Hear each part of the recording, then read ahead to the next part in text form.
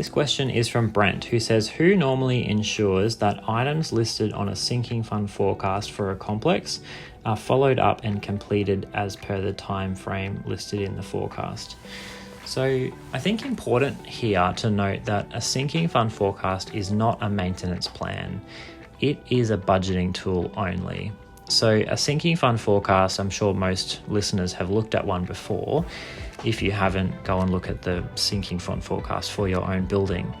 But it will allocate a list of maintenance items for a building. So a typical building might have, repair the roof, replace the roof, repair the windows, replace the windows, resurface the driveway, all those sorts of big capital items, and painting is a big one, of course. And it will allocate those a specific year, and it will allocate them a budget. So it might say something like repaint the trims only in 2030 or 2025 and repaint the whole building in 2028. So that is just the quantity surveyor trying to allocate the costs out into the future so that they can then give a recommendation of how much the body corporate needs to raise in funds and how quickly it needs to raise those funds, because it's anticipating those items of spending in various years.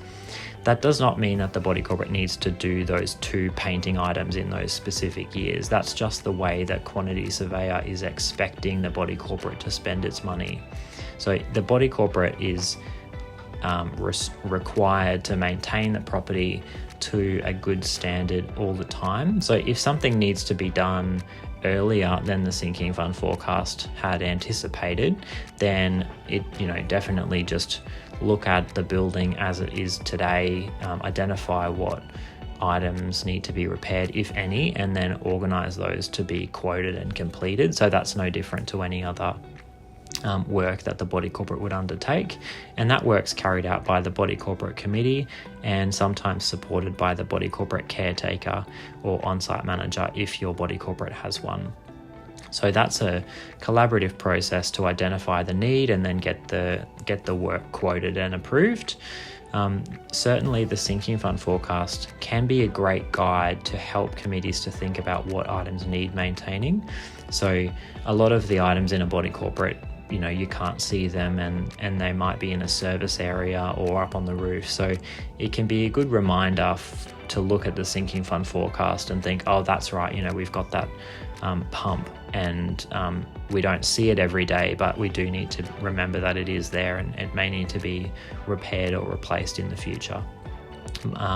But it does not mean that the sinking fund forecast sets a list of jobs to do in each particular year.